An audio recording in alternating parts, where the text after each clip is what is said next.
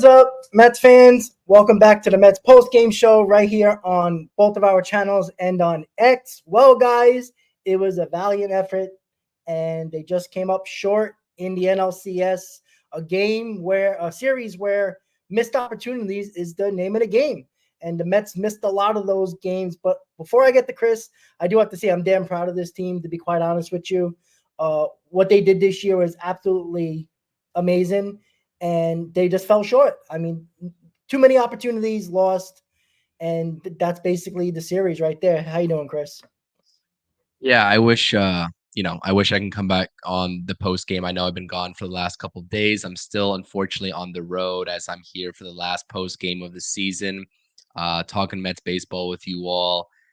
You nailed it right in the head, man. Missed opportunities was the name of this series. And coming into the series and all of our series previews, etc., we had told everybody that the New York Mets were going to have to play a perfect brand of baseball and limit the mistakes and missed opportunities as much as possible to beat this star-studded Dodgers lineup. And I know that their pitching has been pretty bad, but again, their pitching staff and their bullpen. Listen, that's a talented team. I think before anything, obviously, props to them.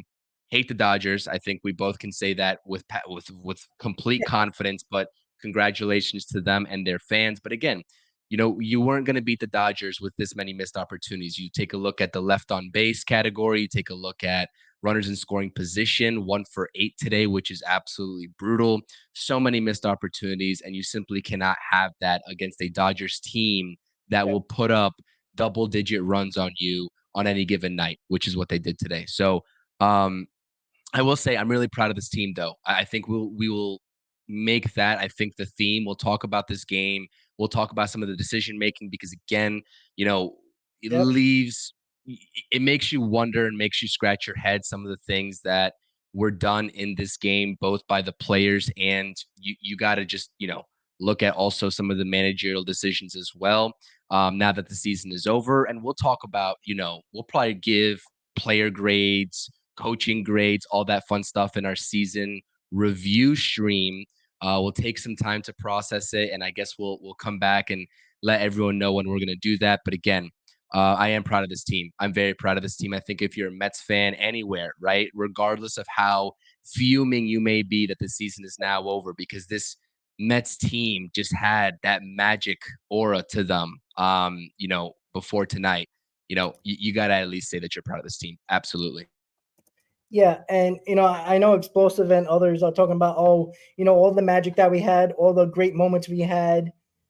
It can all, it doesn't matter because if the Yankees win the World Series, no, it doesn't take away from what the Mets did, right? This Mets team is supposed to win 75 games, right? How many people had them not even close to the playoffs? Probably one of the worst teams in the NL East. Like people were talking about, 70, 75 wins, transition year, right? You don't go to game 6 to the NLCS and call it a transition year, right? Right? Yeah, you had a lot of guys that had really good seasons, but it's not going to take away, at least for me, it's not going to take away from anything. And, we have time to talk about that. We have to talk about the grades and, the good moments that we had. Again, if you let this series or whoever wins the World Series, because do you feel that much better if the Dodgers win the World Series and they beat you? I can't stand the Dodgers. I can't stand the Yankees. This is a World Series where I'm just going to sit there with a blank face. I don't care. Like, I truly don't. Like, it doesn't matter to me who wins. Like, it doesn't matter. Like, it just doesn't. But I'm not even the gonna watch. I'm not gonna lie to you. I might not even watch. I have no vested interest in anything related to those two teams. Yeah, exactly. Like, I hate the Dodgers, I hate the Yankees. So it's like it is what it is. But to start with this game, right? Sean Manaea, right? He didn't have it, right? It started from there, right? I said it in the pregame, Chris. You needed a solid 5 innings, but I'd love for him to go 6. He couldn't get out of the third inning. Like it's going to be very hard to win that way. And can we be honest though? Bringing in the bullpen and the way Mendoza had to work crazy decisions that he had to make in that situation, right? Putting Diaz in for 2 innings, and the Mets had opportunities in the middle of this game, and it was opportunities there. They left a total of 13 men left on base. 13. when the game was 6-1, when the game was 6-3, 7-3, you knock in 10% of those runs. The game is a lot closer than the final score. It's frustrating because, the base is loaded, the bad at bats. The one game Marte has a bad game, it's this one. Like, he had opportunities. He left 5 men left on base. Like, Jeff McNeil had a rough game. Am I going to get on Jeff McNeil? No, he hasn't played in 6 weeks or 5 weeks, whatever it was. Again, this whole series, if you break it down, you can break it down very quickly. It's opportunities lost. Too many men left on base. We can talk about the pitching all we want. The Mets, in almost every game except for one, they had a tremendous amount of hits in the games. He had 11 hits with 5 runs. Like, it's so many opportunities to score more runs in this series, specifically at home. And that was the series right there, Chris. I have a huge problem with Mendoza in game 3 about the lineup decision that really pissed me off. And I talked about it completely before game 3 even started on the pregame. I talked about that. But to me, the pitching was the pitching, right? You knew the Dodgers were going to score run in the series. We talked about it going into this series. You had to score runs. You can't miss those opportunities. And that's what they did. And this is why you lost the series. Yeah, and I see some Dodgers fans in the chat. Again, just rewind to a couple minutes ago. We tip, our cap to you all. You deserve it. Yeah, Great absolutely. team. We don't like you all still. Obviously, we can't like you, but great series and congratulations. So I just want to get that out of the way. Second point is absolutely right. I mean, listen, I don't know what was said on any of the pre games or post games. I was trying to listen in. Obviously, I had a busy weekend and I apologize for having to miss the last couple of games before tonight's post game. But again, I'm still on the road. I'm trying to get my bearings straight. So I apologize. Thanks for everybody working with me here. And make sure you hit the thumbs up on both streams and subscribe to both channels. If you're a part of Rob's channel, come over to mine and vice versa, all that fun stuff. But again, right, you look at a couple of Jeff McNeil at bats today, you look at the offense in general, because I agree with you 100%. The pitching is the pitching. And even if you're spot on, right, with your pitches, it's not like any of our pitchers were getting the Dodgers lineup to chase anyways, Rob. Yeah, That was correct. one of the most disciplined lineups I've seen throughout this entire playoffs, right? Again, to beat a Dodgers team, you gotta be around the strike zone, but necessarily you would think, right? You would think that you don't have to be inside the actual strike zone. Well, with this Dodgers team, they weren't even chasing some of these competitive pitches that normally I've seen them chase, right?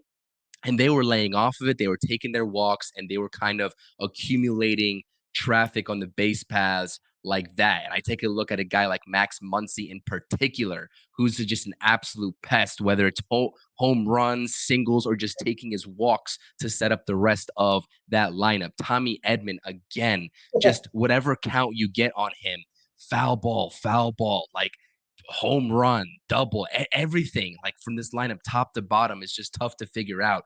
And the pitching was gonna fizzle out.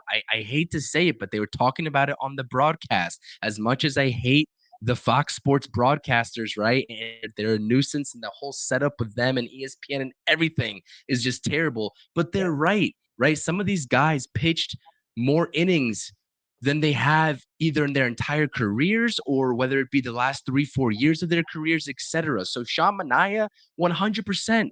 He looked tired out there. The Mets don't get here without Sean Manaea and his production, right? They don't get here, but he looked tired. But the decision for me, right? We could talk about the lineup with Jeff McNeil. Where's Jose Iglesias? I know he got the boot. Everybody wanted to give the boot to Francisco Alvarez in the first, 4 games as well. And you saw what he did in the last 2 games tonight in game 5. He absolutely looked like a different version of Francisco Alvarez, the version that I knew deep down was still waiting there to be unlocked and unleashed. And I'm happy to see that success. But what the hell is Phil Maton doing out there? Yeah. First relief. Listen, we've had our arguments, myself and you, Rob, about the usage of Phil Maton, right? Yep.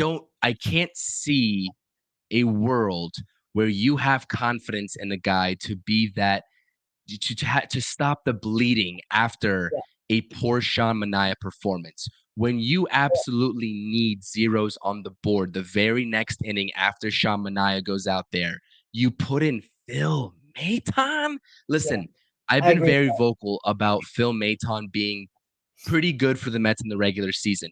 It was very clear from that first Milwaukee Brewers wild card series that he simply was not going to be successful in these playoffs. This is a different brand of baseball when you face teams like the Brewers, Phillies, and Dodgers.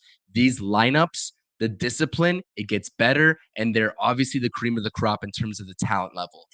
You're not going to get away with 89-mile-per-hour sinkers over the heart of the plate where they're going to take you deep, right, to Yep. center field, straightaway center field. And I don't want to rag on the guy, right? I don't want to get in and sort of just like it's all Phil Maton's fault because it's not. It's a collective team effort. I'm just questioning why he was the first one out of the bullpen. And Yeah. again, right, like there's just so many other options, and I would have just preferred Mendoza take a different route, but he didn't. And guess what? Phil Maton adds on to the bleeding, and from there, you just create an even bigger hole for your offense to try to dig themselves out of. So I don't know. I didn't like that decision, and that's kind of where I'm like, listen, especially given the Mark Vientos home run just shortly after that, what should have Mhm. been a 4-3 ball game if Phil Maton actually did his job, where you put somebody else out there, ends up being a 6-3 ball game, right? Yeah. And the complexion just changes thereafter. So I don't know. I didn't like that decision, to be honest with you. Yeah, I agree. That wasn't the spot for Phil Maton. Like, if you knew you were going to use Diaz early in this game, why not use him right out of the gate after Manaea? If you were going to throw him two innings, you know what I'm saying? Like, you brought him in right after Maton. So and me and my dad looked at each other like I was I was okay in other games where Maton was coming in because it was later in the game. I get it, right? Right, there was a very small circle of trust at this point because Buto was basically lost in this playoffs. So it was Maton, everybody else, and then it was Maton was kind of like skimming the line of that circle of trust. It was only Stanek and Diaz. Like that's the only guy Mendoza could trust, and that became the big issue, right? Mendoza had nobody else he can trust other than Stanek and Diaz. Maton was, hovering around that circle of trust, and he was slowly falling out of it. And Buto was never an option to be in a big spot, and that was huge for Mendoza because he had two pitchers he trusted.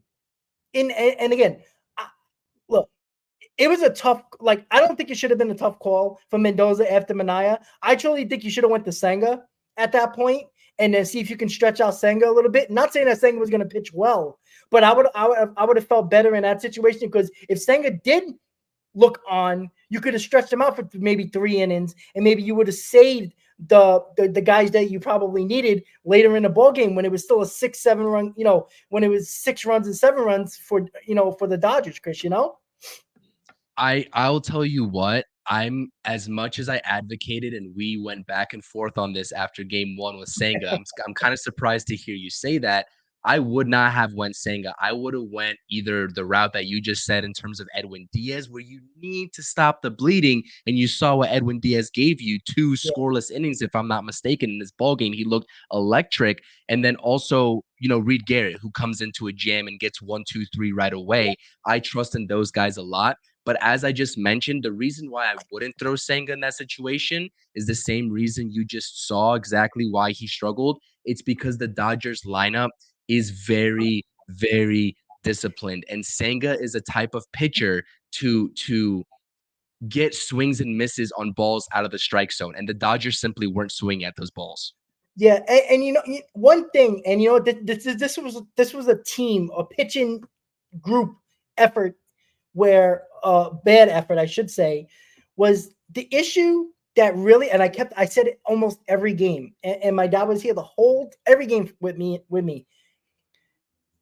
The Dodgers did not hit the fastball at all. They beat up on the off speed and the breaking ball pitches. It sped up their bat, right? Today was the only day I saw, well, actually, probably only Edmund, who hit him and Teoscar Hernandez, were the only two that hit fastballs in this series, and it was today. That high fastball that Edmund hit, I still can't believe he hit that ball. right? All series, they couldn't hit the fastball. No matter if it was Manaea, Quintana, Severino, it didn't matter. Senga, they couldn't hit the fastball the whole series. They destroyed the breaking ball and the off-speed pitches that the Mets do. And the reason and why I brought that up is because why bring in Phil Maton that early, knowing that they were destroying breaking balls and off-speed pitches, and his fastball is not fast enough. It's all the same speed, basically. Like that was the other thing that kind of annoyed me with that decision, because like look at the guys who had success in this game. Reed Garrett, 97, 98, 99. Diaz, 98, 99, 100. Right? Even Stanek, right? I know Stanek wasn't great today, but they couldn't hit the fastball either. They left when he threw his slider, his sweeper, and left that splitter up, that's when he hit him. Like that was the whole series. They did not hit the fastball. And you know what? That's what's frustrating. That's the frustrating part, was that they couldn't hit the fastballs this whole series and destroyed the breaking balls and off speed pitches. Oh, pissed me off. I mean, I hate to say it, but who was the one that said, like, I get that you don't need velocity all the time. I understand that.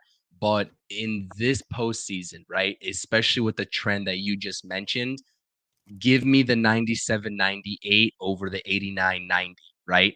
And the same thing applies to Jose Quintana. As great as he was, the reason why I was always wary of Jose Quintana, right, in his starts, and he's proved me wrong more often than not, so I'll tip my cap to him, is that, the velocity for me, especially in just playoff baseball, does it a lot more than needing to be absolutely precise and pinpoint with your location each and every time. The reason why Phil Maton has had success, right, in recent years is because he's been usually good about the location of his pitches and working up, down, away, etc. When you leave a sinker over the heart of the plate, even it's on the if it's out, over the outer third, these guys, 89 is nothing to them. They can get fooled and still make that adjustment mid swing and send it out of the yard or hit it in the gap. And the fact that, listen, the audacity of Phil Maton to even act surprised that he gave up that home run, his facial Yeah. expression. Oh my goodness. Listen, no, though, Rob, there's plenty of mistakes. I think this whole entire season has been one where we've been sort of ringing the tune of trusting Mendoza, and me more so than a lot of other people that I've seen on X and whatever. No doubt in my mind, there were some questionable decisions going on in this NLCS for Mendoza. And I think that there were some things that I personally would have done a bit different. That's okay. It didn't work out in the Mets' favor. And again, I see a lot of comments here about being proud of this team. We said that at the top of Yeah. this post game. And the fact that this team does have a bright future. Listen, this team, though, is going to look, for the most part, pretty different next year than Yeah. this year. Just looking at the contracts, etc. We're going to reserve that talk here. We're going to be doing off-season content this whole entire off-season. So if you think that just because this is our last post game of the season and we're done doing Mets content, yes, I'm going to be talking about Knicks basketball. Also, congratulations to the New York Liberty, who just won the championship earlier today, which is a little bit of good news for New York. Um, we're going to be here. We're going to talk about it. We're not going to bombard this post game with the off-season talk. There's going to be a lot of it. Hot stove lives. We're going to talk about potential trades, whether we bring certain guys back that are on expiring deals or not. All of that's Pete Alonso. I don't want to open that can of worms right now, but we got to talk about him because I think he had a pretty decent and solid postseason, Rob. I don't know what your assessment is of Pete Alonso. And I don't want to just sort of overtake this post game with the Pete Alonso talk. But for me, I look at the production and the overall clutchness of Pete Alonso in this postseason. Now, I'm not going to advocate, one way or another in terms of bringing him back just because of that. I have to sit here and just look at the overall numbers, the advanced numbers, the clutch numbers in general from the postseason and in the regular season. There's nobody that was more critical amongst Mets YouTube content creators than us two about Pete Alonso when he had an abysmal regular season. If you all go back on both of our channels, you can witness that and go back and relive that. But a lot of decisions are going to need to be made. I think that for the most part, we can say that I think both of us would have went different routes, right? Whatever that may be, both with the lineup and both with the pitching decisions. Again, Manager of the year for me, still Carlos Mendoza, without a doubt. I don't think that the NLCS changes that because this guy was on the money all season long, and I'm looking forward to year two, season two, Mendy, and maybe right, learning from some of these decisions that really didn't cost the Mets like in the entirety. I think that what cost the Mets is their actual on-field play because the one thing that we were raving about this team all season long was how deep they are. So theoretically, right, any guy that goes out there should be able to produce and that we should have confidence in, maybe with the exception of an Adam Ottavino who was left off the NLCS roster. I was never confident in Harrison Bader. And again, he got one opportunity and proved me right in terms of not being confident in him. But for the most part, this was a deep roster. So again, Mendoza made his decisions. He went with who he went with. And at the end of the day, those guys still have to produce. And you know what? They didn't. And that's on both Mendoza and said player. So, that's kind of how I assess that. Yeah, I was very upset with the lineup in Game 3. I was very upset. Like when I saw it, but even before I started the stream in Game 3 pregame, I was like, "What are you doing? Like you won Game 2, you got the split you needed. You needed to win 2 games at home. However, you would have done. You needed to win 2 games at home, and that would have gave you a shot. You would have, at the very least, gone back 3-2, at the very least." And you didn't do that. You had embarrassing performances in Game 3 and 4. But to talk about Pete Alonso like you did, I was the leader of the fan club of Pete Alonso. God forbid he gets a big hit. He was out. He did his job in his playoffs. There's no doubt. Even in Oh, yes, 2022, 100%. even in 2022, if you go back to it, he had a decent postseason. Like in that wildcard series, he was the one that actually hit. And the only thing that we wouldn't have been in the NLCS if it wasn't for that 3-run homer against Milwaukee, right? We wouldn't have been here, right? We would have been having off season for 2 weeks now. So, and look, does that mean that I want him back by any means necessary? No. Like you got to be careful. And listen, David Stern's a smart guy. I'm gonna trust him, right? Why wouldn't I? Right? And I'm gonna trust the staff. I'm gonna trust everybody that's put this team together, because this was, let's be honest, this was put together with duct tape and misfits.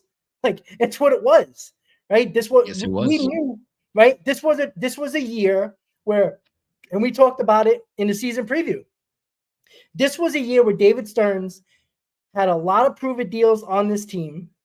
It was either going to be sell, at the deadline, or if we're close enough, buy at the deadline, which they did. And yeah, guys that had really good seasons. And it turned into Game 6 NLCS. And what are you gonna do, right? You walked into Dodger Stadium and they were just better than you. Like that's basically it. And this was the one series. I mean, let's be honest about that, right? The Brewers series and the Philly series, they left a ton of men on base as well. And it was the whole series, just that we got the bigger hits when we needed them at the time, but we didn't do it in this series. And I want to say one thing about Alvarez, right? It took him until Game 5 to figure out, stop trying to swing every ball to try to hit at 600 feet. He left 10 men left on base in the first 2 games, right? I know we won Game 2, but if you go back in Game 1, we had the bases loaded with 1 out, and Alvarez was up, and he came up with guy on first and second with 1 out, and he left 10 men left on base. Like it was constant in the first 2 games, and especially the first game. He left 7 in the first game. I mean, that game was still in hand in the first game. You get a base hit, you hit a double in the gap. Jack Flaherty's probably out of that game early, just like he was in Game 5. Like it's little things, and if you really want to get into the rest of the series, we can. Like, because I know you weren't here for a couple of the post games and pre games and all that, but it was just like Iglesias fell off the map. That was huge for us. That was a guy that got big hits since he came up from the minors. And Alvarez, the same thing. Like he was struggling for 2.5 months, gets into the playoffs. He had a couple of good hits, big hits in the Brewers series. Really not much in the Philly series, and he was a 0 in this series. And he was the one that left the most men left on base in this series. He left 17 men left on base. 17 out of the 19. He has 2 RBIs with 19 men on base. That's your guy right there who's turning over a lineup at ninth and couldn't get the job done. Now, he's not the only one, but that was a huge problem in this series. Alvarez was a no-show until it was almost too late, and it was. Yeah, there's a lot of things that we can point to in this series in terms of the actual lineup. It's I don't even know where I want to start, really. I don't even know where I want to start. It's a lot. Because at the end of the day, right, like, this, as Junior's saying in the chat, it's a great point. If you bring in half of these runners that we're talking about, you're talking about potentially a different series. And man, I feel so bad for the Mets fans that went to Citi Field. I don't feel bad for them because you get to experience playoff baseball, and that's awesome. And I wish I had the bandwidth to actually do that, even regardless of the score. But what a letdown that was, right? 3 games in the NLCS.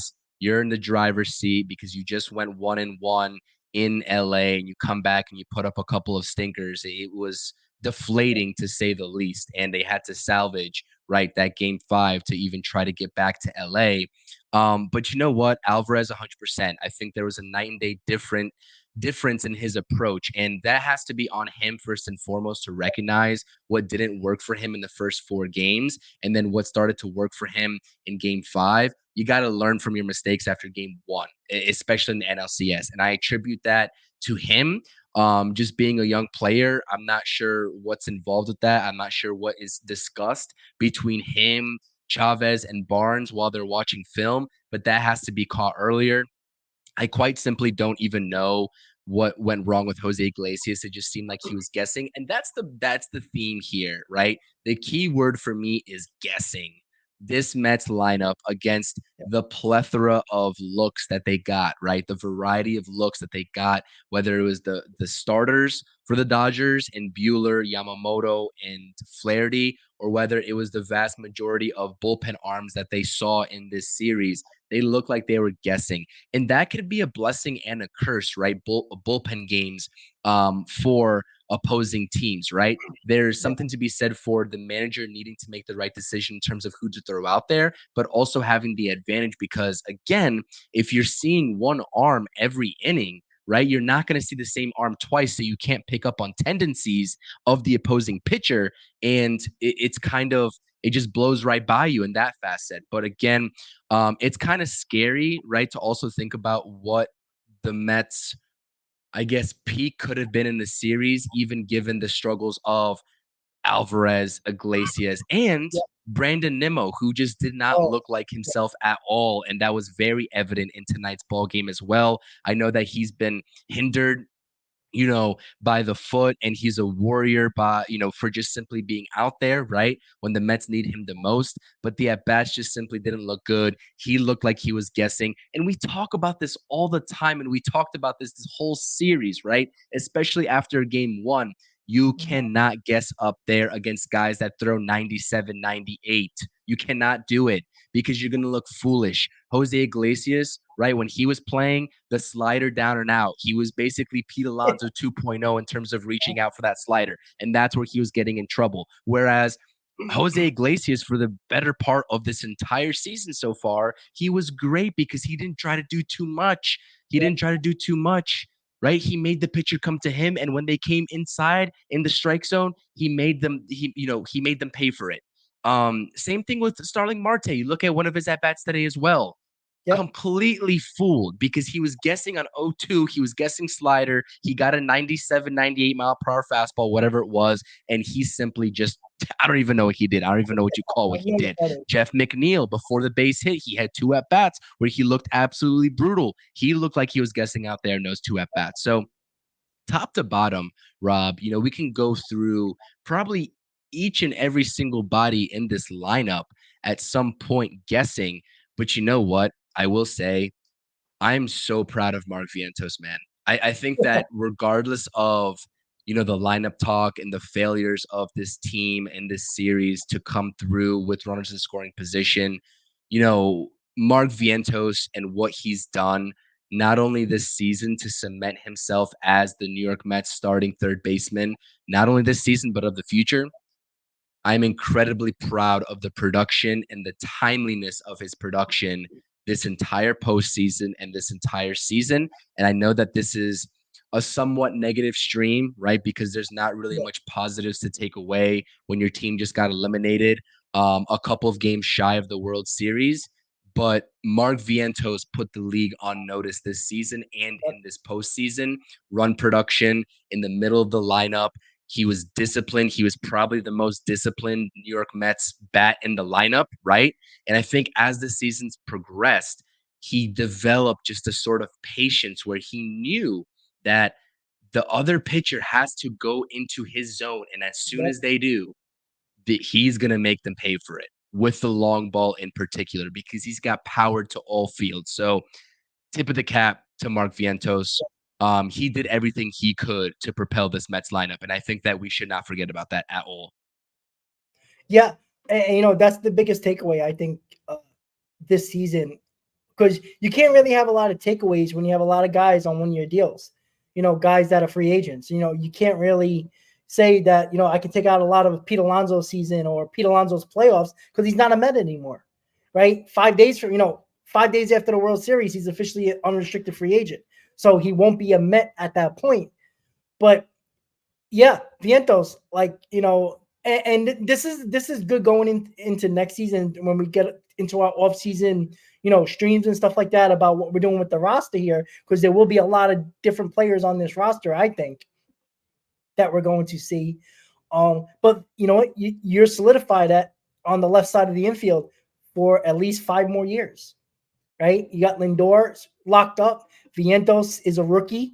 You got 4.5, 5 years with him still, and that's your left side. Your right side is going to be a very interesting call because obviously Pete Alonso, but second base as well, right? You got Mauricio coming back from injury, right? Are you going to hold on to Iglesias as like a bench piece? You could probably do that. I mean, I'm not worried about the bench at this point right now. We got right Marte. Isn't Marte a free agent or he has 1 more year?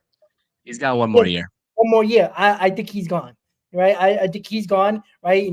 Then the conversation is going to say, what do you do with Gilbert and with Gilbert, right? Is he going to be a right fielder? I'm excited for Gilbert. Ooh, I'm excited for Me Gilbert. too, right? Can Gilbert play center field? Can you think of that? Because Nimmo can't play center field anymore. I'm sorry, he's just not it anymore. He's a left fielder. Can Gilbert play center field? Will the Mets go after Juan Soto? I know people are going to say, oh, you ain't getting Juan Soto again. Soto's not a Yankee until he signs with the Yankees, and World Series championship or not, and the big home run he hit yesterday, it doesn't look. The point is there's a lot of decisions and a lot of moves that need to be made because this is a team that's going to look different next year, regardless of what you want to do, right? And the Mark Vientos thing, right? He had a great season, great postseason. I mean, the guy has ice in his veins. Like the guy's not. He looked the calmest guy on this team was Vientos, but we've seen sophomore slumps the following year when all the teams have video of you, have all your weaknesses, right? Because he has a weakness, right? He still has a hard time with laying off the breaking ball, and that's something he has to learn. But he did seem like he learned in the playoffs because he hit a couple of bombs with the breaking pitches. But again, you become a professional ball player that is legitimate and stays in the league once you prove that you can do it a following year. Because 1 year means nothing. We've seen many guys have great first seasons. It's when you come back and everybody knows you. Everybody's watching for you. You're not a surprise anymore. They're not challenging you as much anymore. They're going to try to make you go out of the zone. They're going to try your weaknesses. If you come back and you show them you can do that and you adjust to what they're doing, that's when you become a real big leaguer. Great season by Vientos. Nothing bad to say about him. He was the MVP of this postseason, no doubt, for the Mets. But there's a lot of work to do for this team going in the offseason. A ton of work, right? Technically you got no center fielder. You got no first baseman at this point. Who knows about second base? I mean, I don't know if McNeil's going to be on this team. Iglesias might be a bench guy, right? You know, you have Alvarez as a catcher. So as of right now, you got Nimmo, Alvarez, Vientos, and Lindor. Everybody else is a question mark. Right? You got a couple of holes that David Stern's going to have a lot of work to do. And again, we got our prospects, right? You can always put Mauricio at second base. You can go Gilbert at center field, but you still got a hole on the right side in right field and at first base. And we're not even talking about the pitching staff yet. That is only Kodai Senga at this point, maybe David Peterson as well. Yeah. I think the common theme here is that the Mets do have a lot of holes on paper going into this offseason. But you know what? No better man to figure out, the holes on the roster than David Stearns. I think that what he did in his first season, off season as president of baseball operations, what he did at the deadline to try to solidify this team in terms of trying to make that run, which they did, just short, but they did make a pretty big run. I think that he has earned and should have earned, and then some, the trust of Mets fans, just like Carlos Mendoza earned the trust of Mets fans. I think the same thing can be said. I've been preaching to the choir about this. From David Stern. So again, the left side of your infield is a completely different ball game than the right side of your infield in terms of the uncertainty, 100%. The outfield question marks, starting pitching question marks. We'll get into all of that again. We want to acknowledge it because it's a fact, right? It's a fact, but those will be addressed. Yep. This team, a variation of this team, will be back. I'm going to say it right now. We'll get into why the X's and O's and if it's possible. But two guys that I'd bring back immediately as bench pieces is one's Jesse Winker, because he put together some pretty amazing at-bats. And as Jonathan was saying up in the chat, don't know why Mendoza decided to roll JD Martinez for 2 games at the DH spot, with Jesse Winker taking the fantastic at-bats that he was, and he also was taking some pretty decent at-bats today as well. So I would bring him back, and I'd bring Jose Iglesias back to be a bench piece. I don't see Jose Iglesias starting for this team next season. Barring anything unforeseen, I would like him back though, right? I think that he deserves that at the very minimum. So we'll talk about all of that. We'll acknowledge all of that again. If you all are here, first of all, we're 38 minutes onto this stream. Can we take a minute to just thank everybody that has been rocking here with us, whether you're a new subscriber to my channel or Rob's channel, or whether you've been here from the very start of the season or even in the off season. We appreciate every single one of you all that has shown us support on the pre-games, on the post games, on every other Mets related stream that we've done this season. Because again, we would not be doing this without you all support. Yep. And again, we just can't thank you enough. So I wanted to say that for me personally as well. Rob, I'm sure you have a little bit more to add on to that. Maybe talk about some of the plans that we have for this offseason to keep the content alive and flowing, because we will be doing that. This is not the last time, again, because the Mets are eliminated, that you'll see my face here on the same screen. With Rob's, we got a lot of content lined up, whether it's with the both of us or individually. So thank you all so much from the bottom of my heart, 100% for the continued support. And if you are new here and you are, just getting into the whole Mets content creator scene on YouTube, hit that subscribe button. You won't regret it. I promise you. We got you covered. But yeah, a lot of work to do, Rob. And I think that I'm very confident, right? After I process, because I still haven't fully processed this entire season, from start to finish, and just all the ups and downs and the roller coaster of a season. I haven't processed it just yet. And I haven't processed that I'm not going to sit here and wake up tomorrow or even the next day and not be able to watch New York Mets baseball. That's still kind of processing in my mind. But again, a lot of work left to do.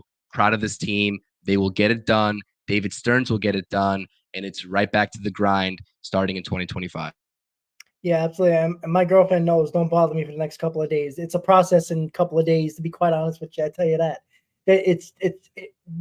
Look, it's not that I'm not proud of this team, but look, you just lost the NLCS, right? You were a couple of wins away to the World Series, right? 6 wins away to winning the World Series. Like, that's how close you were, right?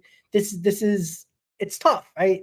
You know, it's kind of a weird feeling, in my opinion, because we weren't supposed to be here.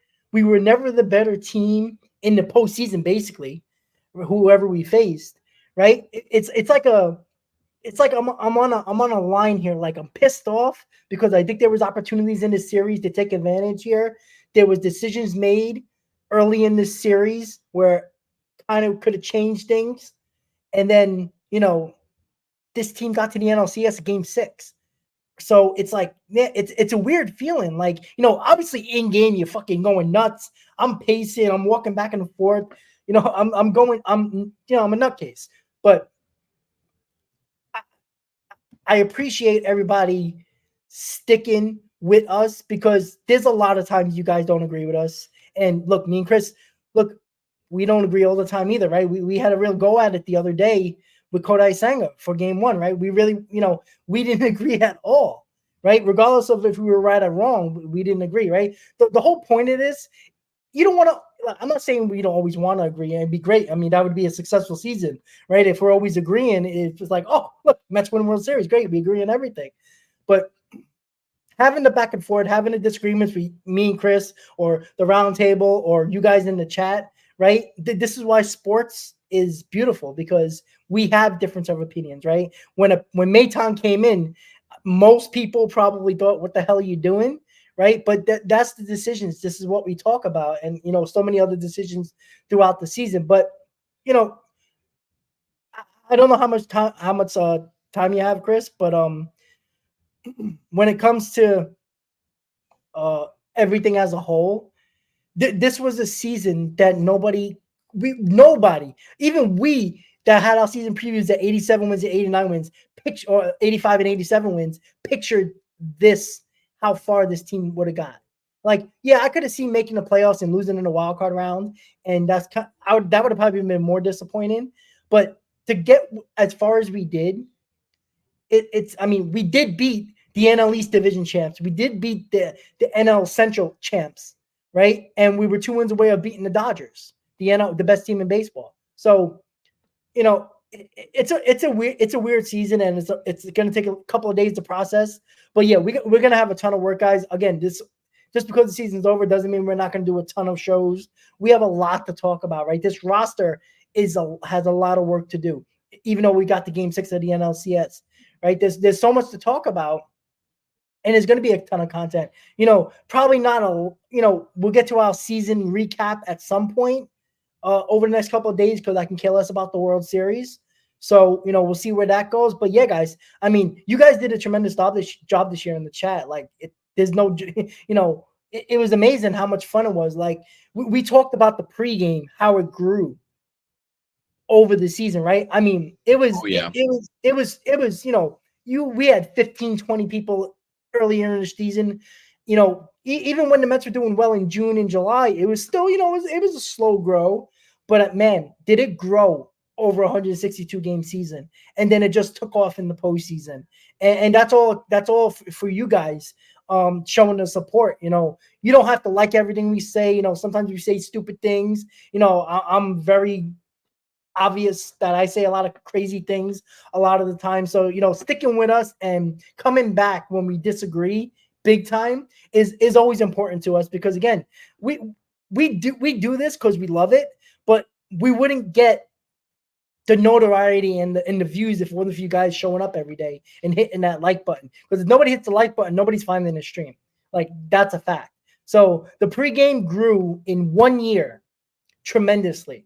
And we got Chris over 1K subs, right? That was our goal. That's freaking awesome. And that's a good job by you guys. Chris, hell of a job doing all that work. I know it's not easy. I told you, you get that spot and then it just sits there for a while. It takes time. But again, you're only going to grow even more. And, I'm proud of you because you worked hard, and shit, it's only the beginning. I tell you that much. And you will be where I'm at. And trust me, it's a grind. You will get exactly where I get, if not better. And I do appreciate you, spending a hell of a lot of time with me in the pre-games, post-games. We did this. We started the post-game, mid-season, right? the post game show. Yeah, together we did. Yeah. Yeah, I'm gonna give Chris all the credit because he was the one that was like, "Yo, let's do a post game." I'm like, "Shit, hell yeah!" And we weren't gonna do this every day, but it started to be fun, and the Mets took off, and it just worked out. So it's probably gonna be a pre and post game show. Depending on what happens next year. A lot can happen between now and then. Who knows who we're gonna start working with? We don't know. Chris is growing. My channel is near 6,000 subs. Like it's crazy. I had uh prior to the season just under 5,000, and it's already I mean, it's crazy, and that's how fast it can happen. So I appreciate you, Chris, for dealing with my nonsense a lot. Again, we had blackouts, we had bad Wi-Fi connections, hotel bad feeds. It was just crazy, and to stick with us through all that nonsense is appreciated. And we always appreciate you guys hanging on with us, even though we could be annoying at times, especially me. So. Yeah, no, it's beautiful said. Like I said, I mean, we're not going anywhere. I'm always open to collaborating with anybody that wants to hop on the screen here with us, and certainly you, Rob. I mean, if we continue the Amazing Mets pregame shows and the postgame shows next season, you can already sign me up on October 21st of 2024. I'm good. I'm ready to go. It's gonna be a long off season until then, but when opening day rolls around and we're right back on the pregame, right? It's gonna feel damn good. So, yeah. And again, I'm ending the season in a hotel room, so that just shows some of the dedication that we Yeah. have to this to make this happen. So, no, I definitely appreciate everybody. I share the same sentiment, Rob. Thank you so much as well to you for opening a lot of the doors that led me here to where I'm at right now. Is a YouTube is a grind 100%, but we do it because we love this team. So 100%. I'm really proud of this team. I will say I cannot say it enough. And I know that there's this whole group of fans that want to say, loser mentality or, whatever, and try to diminish whatever the Mets have accomplished because they didn't make it to the big dance and they fell 2 games short of that. If that's what you want to pride yourself on, that's your prerogative. You fan how you want to fan. We're never going to stop you from doing that. But, to sit here and try to persuade other people that this was somehow a failure of a season by the New York Mets because they didn't get to the World Series in this retool, whatever you want to call it, year. I'm not on board with that. I'm not on board with that. I am as upset and pissed off as much as the next person that they didn't get there. And I'm sitting here and just thinking about, again, processing all the decisions that could have been made, the situations where XYZ player could have came through with whether it's Francisco Alvarez, Jose Iglesias, right? Brandon Nimmo, Pete Alonso. I don't care who it is, right? If they would have just came through, maybe you string 2 situations together, you get a whole different series. That's all going to replay in my mind, and I'm sure that's replaying in everybody else's mind. But at the end of the day, when you fully process, it's going to take different people, different amounts of time to process, right? What this team did, where we started at 0-5 in the season when Citi Field looked like a ghost town against the Detroit Tigers before Pete Alonso put a spark into this team a little bit for their first win of the season. You're going to sit there. I almost guarantee you. I can't guarantee you because this fan base has some people who just can't be pleased at all unless they're raising that trophy, which is fine. I get it, right? I get it. I get it. But again, I'm really proud of this team. I'm especially the resiliency. That was the one thing that I had a big question mark about this core, as we talked about way earlier this season, and about this team in general, this organization after last season when they had Hall of Fame caliber, players on their team and they got punched and they couldn't quite regroup. This team regrouped when they got punched and when they got kicked. And honestly, if they keep that same mentality and they show us this same resiliency next season, I like our chances to get back to where we were at right now in NLCS Game 6 and beyond. That's what I'll leave it at. Yeah, absolutely. Right. You got to take a lot of positives out of this season. This team, look, we question this core big time this season, even when things were going somewhat well. And, remember, guys, at one point when the Mets were trying to make their effort and trying to make their comeback. And they also, got within wild card striking distance.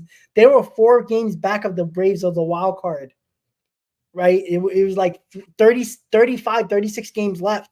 And they were 4 games back. And they came back and they got a wild card. And listen, they slayed the dragon with the Atlanta Braves, right? That was the first key. That was the first step for this core and this team and this organization to get over the hump.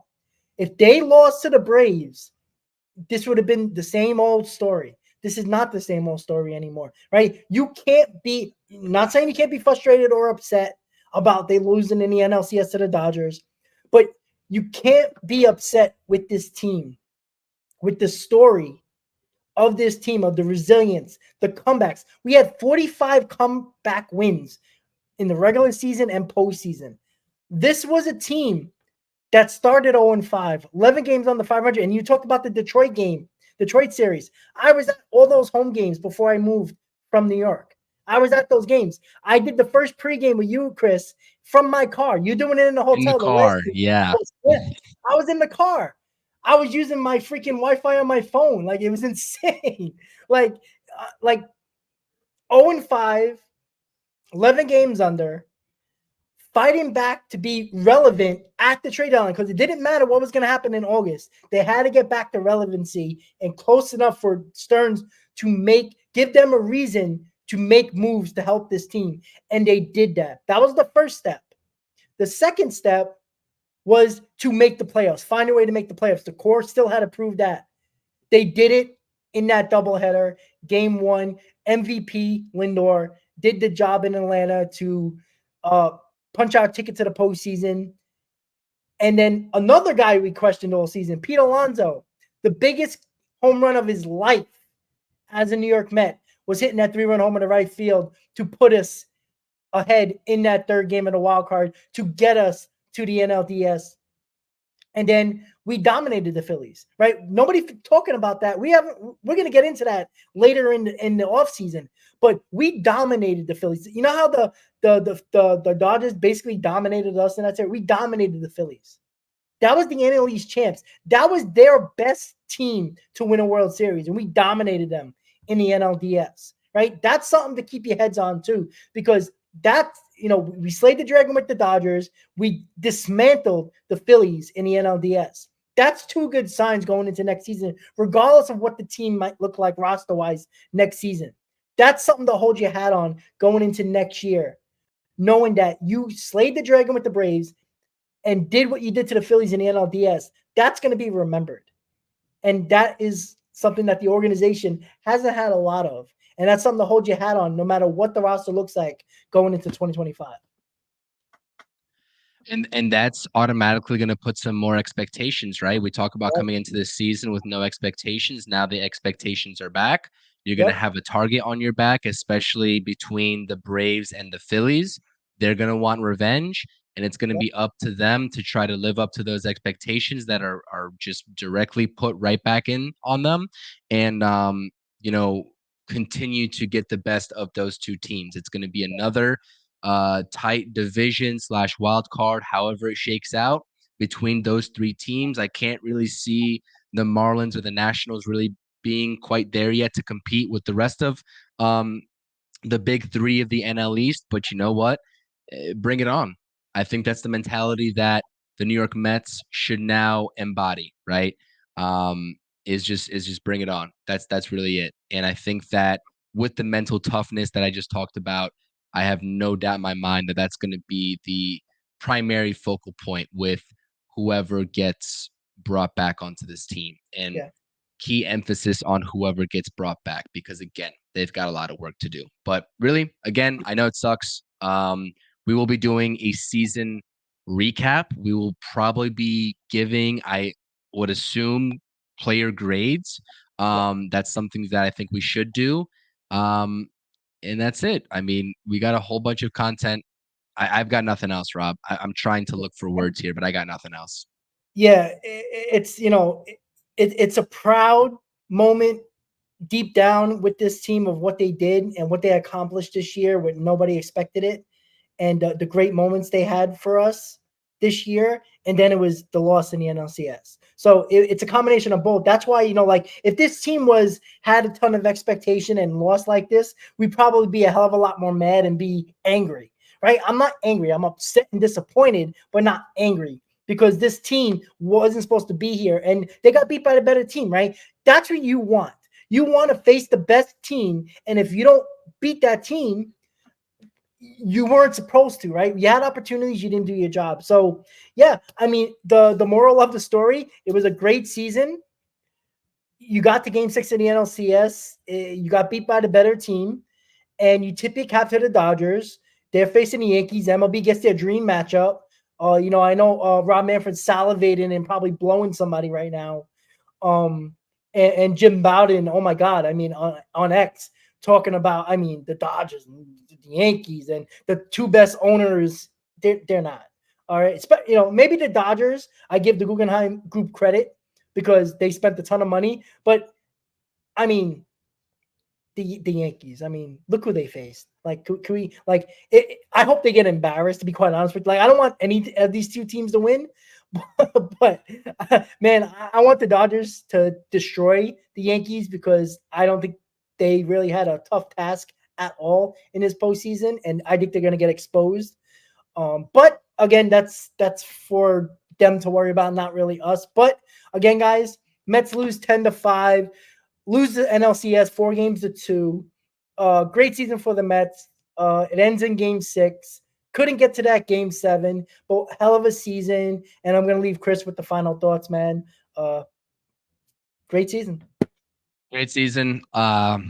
It sucks, but this is the last post game of the 2024 season from myself and Rob. Again, just thinking about how far this team has come since the beginning. I know that we're kind of repeating ourselves for the third time here, but it's just insane to think about. And not only this team, but also just us right here doing this content, whether it's pregame, postgame, Mets Talk Lives, off day talks, whatever, everything else in between. We appreciate the support, the viewership, everybody in the chat, the super chats, the channel members on my channel and your channel, everybody. Like we wouldn't be doing this genuinely if you all didn't show up, right? I genuinely would not be doing it. I come here to interact with other Mets fans in the chat, get your opinions, because guess what? Even if we're not propping up the comments, right? I'm reading every single comment and trying to respond when I can, right? It's kind of hard to maintain a conversation and multitask, but I try to. I really. Uh-oh, Chris, I think you went mute. Uh-oh. Can you hear me? Hey, there you go. All right. Oh, you went mute again. Uh-oh. All right, can you hear me? I'm gonna stop. Yes. It's bugging out. Anyways, I'm sorry if the audio sounds it's terrible. I promise I'll be back home with better audio. I appreciate everybody. This is my final thoughts. I appreciate everybody. I love this team. I love them from the bottom of my heart. No matter what happens, success, no success, I don't care. Always gonna root for them. And I have full confidence in David Stearns this offseason. We'll talk about the moves, what might happen, what this team might look like, what trades might go down, the prospects that are coming up in terms of Acuna, right? Gilbert, Mauricio, other guys, right? What their expanded role might be on this squad for 2025. I appreciate it. Proud of this team. And again, just thank you to each and every one of you all at home. I appreciate it. We'll see you shortly again on the channel for the season recap. Thank you. Absolutely. And guys, thank you for watching the Mets post-game show right here on both of our channels and on X. Mets lose 10-5, 4-2 in the NLCS. That's a wrap of the season, guys. A great effort by the New York Mets, but came up just short. And, a great season nonetheless. Thank you guys for watching all the shows throughout this season. And we will be back very, very shortly for a season recap of the grades that we're going to give to everybody on this team, including coaches as well. With that said, guys, have a great night. hit that like button, hit that subscribe button, guys, and we'll see you next time for the season recap of our New York Mets. Have a great night, and we'll see you next time, guys. Good night, guys. Let's go, Mets.